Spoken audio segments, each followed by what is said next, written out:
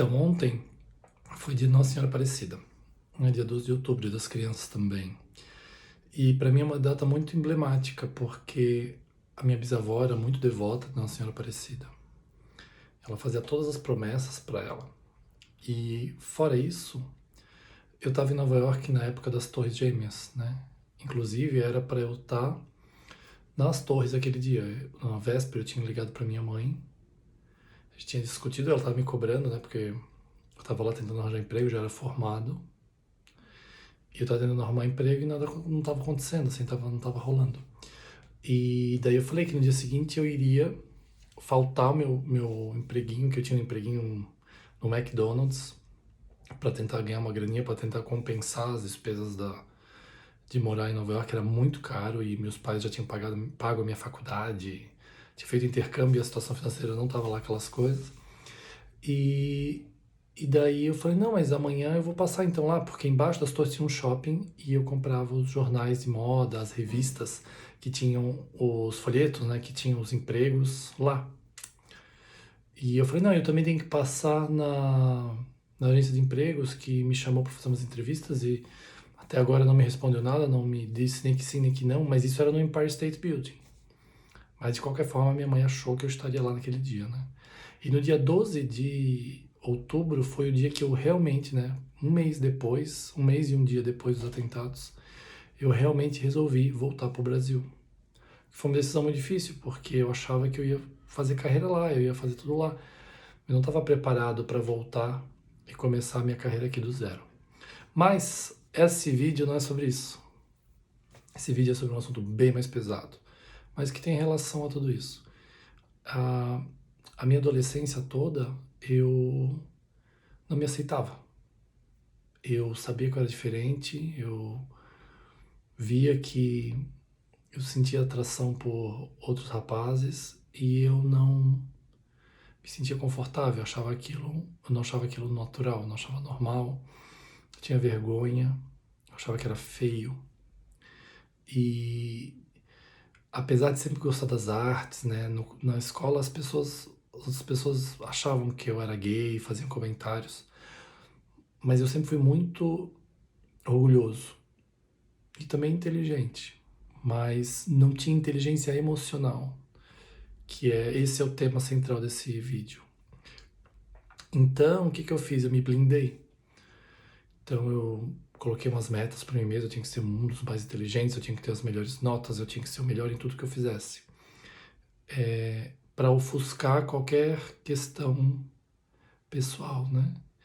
E os anos foram passando e começou a ficar cada vez mais difícil, né? Eu comecei a me forçar algumas situações que talvez uma pessoa normal não precisaria. Eu me forcei a, sabe, nas festinhas, dizer que eu queria ficar com aquela menina, que, né? Levei fora desnecessários. Fiquei com umas meninas, foi ok, mas não era, né? Não, eu tava fazendo por outras razões. Não era porque eu queria nada com aquela pessoa, eu tava fazendo aquilo para disfarçar o fato que eu era gay. E o mais surreal é que uma coisa pegou, bateu na minha cabeça, ele ficou estagnado na minha cabeça, porque a ideia de gay que eu tinha era outra coisa. Eu achava que gay só tinha uma opção, que era travesti ou drag queen, e era uma vida de crime. Por quê? Na TV era o que se via. Naquela época não tinha internet. As imagens que ficavam fixas na tua cabeça eram aquelas. Então, como eu não me enquadrava naquilo também, daí eu me sentia o ET dos ETs, né? Porque não, não sou isso também, então aonde que eu ia me encaixar? E eu tive uma criação católica, né? E eu acreditava muito, eu era muito crente, eu tinha muita fé, Quando a minha bisavó morreu, porque eu fui criado pela minha bisavó, assim, quando eu era criança, minha mãe trabalhava, meus pais trabalhavam, meus avós trabalhavam, eu ficava com a minha bisavó. E ela se tornou minha melhor amiga. E quando eu tinha 11 anos de idade, ela faleceu. E ela era muito, muito religiosa. Então, uma das coisas que ficava batendo em mim era: eu não quero ser uma decepção, eu não quero decepcionar ninguém. E eu não posso ser isso porque não, né, se Deus vai me punir, se eu vou para o inferno e eu queria ser uma pessoa do bem, né? Eu era uma pessoa do bem, sou um homem do bem. Mas naquele momento eu achava que aquilo, que a questão sexual poderia me definir. Então foi uma luta muito solitária. Foi uma jornada muito solitária. Por quê? Eu também, eu era muito certo de mim, muito rígido comigo mesmo. Me cobrava muito. Então eu não abri o jogo para ninguém, eu não confidenciei em ninguém. A única vez que eu tentei foi para minha psicóloga, de quando a minha bisavó morreu, que eu fiz, a minha mãe me botou na psicóloga. Só que ela, eu acho que ela foi despreparada porque ela, eu estava começando a tentar me abrir e ela encerrou um assunto do tipo, não, mas você não é. Imagina, você, Thiago, você não pode ser. Como se fosse algo ruim, como se fosse algo errado.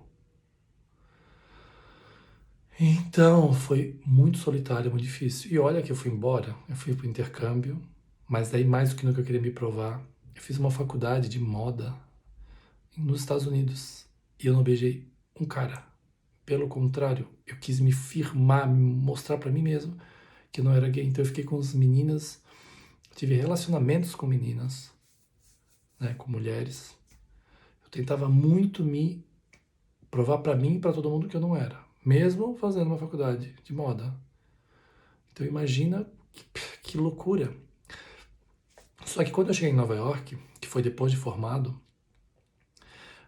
eu comecei a entrar numa crise muito mais séria, né? Tinha tido várias questões nesse decorrer de tempo.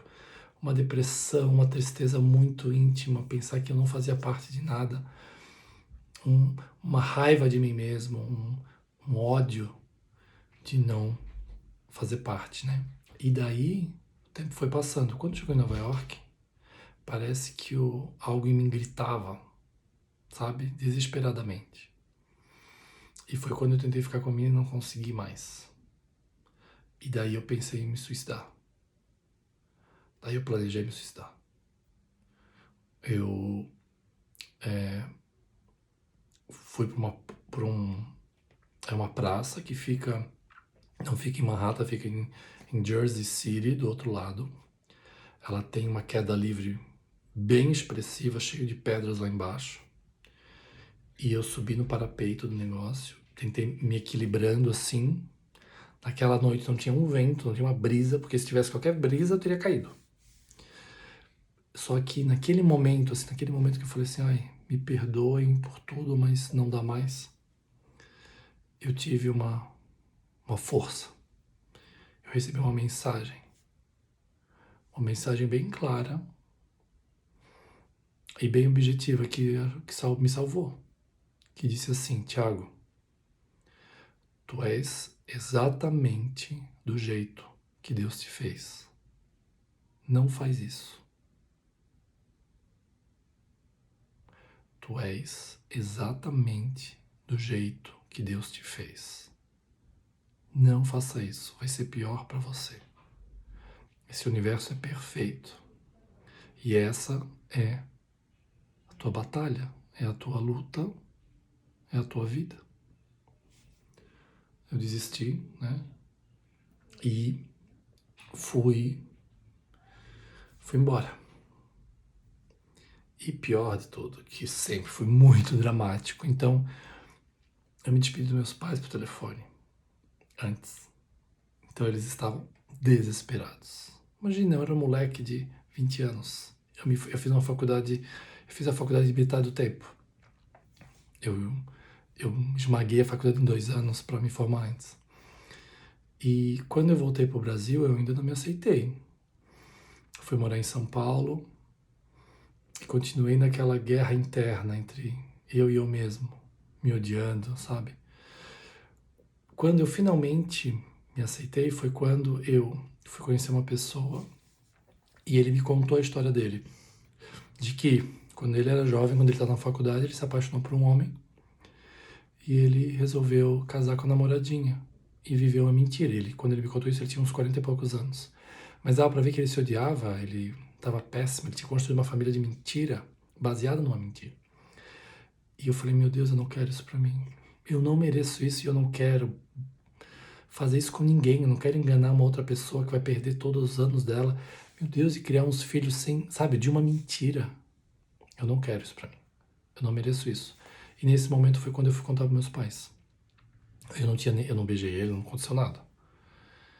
E eu contei pros meus pais e meus pais foram incríveis, porque os dois, da forma deles, passaram a mesma mensagem. Falaram, olha, meu filho, não é uma vida fácil porque é diferente, mas não é isso que te define e não é isso que vai fazer tu ser melhor ou pior ser humano, porque no final é isso que vale. Por que eu tô falando tudo isso? Tô falando tudo isso porque eu me envolvi em muitos projetos sociais e eu conheci muita criança, héteros, gays, que ainda não mostravam nada, se eram de um lado ou de outro. Mas a questão é a seguinte, número 1, não é opção. Não é opção sexual. Isso não existe. Ninguém optaria. Fala, eu quero problema. Puf. Eu quero uma vida mais difícil. Não existe. A gente não escolhe por quem a gente sente atração. Né? Não dá para misturar também com outras coisas. Né? Tem pessoas doentes que isso não tem nada a ver em ser gay, ou lésbica, ou trans. Enfim. Tá? Mas o que eu quero dizer é o seguinte, o que falta são pessoas que são referência. De todos os estilinhos. Porque o que a gente vê é que parece que quem é um pouquinho mais efeminado é o único que dá para notar. Os outros todos se isentam dessa responsabilidade. Porque é uma responsabilidade. E a gente está aprendendo muito com o movimento negro, né? Dos Black Lives Matter. A gente está aprendendo muito. E, né, nossa, e quantas vitórias eles tiveram. Né? Filmes totalmente voltados para a cultura deles, com exemplos de, nossa, coisas maravilhosas. E o que eu penso é, no mundo gay falta isso. Porque quando tu entra no mundo gay, tu vê que é um lugar cruel. E os próprios gays são terríveis com os outros gays. Não existe um acolhimento, não existe um entendimento, nossa, pô, a gente tinha que se unir, a gente tinha que se ajudar. Não. Existe malícia, existe maldade. Né? As pessoas preferem. Por quê? Tá todo mundo tão magoado, tá todo mundo tão em cacos, que em vez de mudar a história, parece que fica num looping, um ciclo perverso. Que as pessoas, os que já estão no meio, quando vem alguém novinho do meio, destrói. Então, assim, não sou o santo com a mensagem, mas eu queria muito dividir isso, compartilhar. Porque é uma coisa que a gente tem que conversar. Referências são necessárias. E eu vou dizer para você, se alguém aqui, né, se alguém jovem, velho, enfim, que for, mas que não se aceitou ainda, quero dizer para você que é maravilhoso. É maravilhoso se olhar no espelho, ter orgulho de ser uma pessoa de valores, de caráter, de ser você mesmo. E a questão sexual, né, ela não tem nada a ver com isso. Mas você dormir tranquilo no seu travesseiro, tendo noção de que você não está magoando ninguém, por mentir, por viver uma mentira, isso, meu querido, meus queridos, não tem preço. Então, gente, vamos conversar? Vamos construir uma sociedade melhor?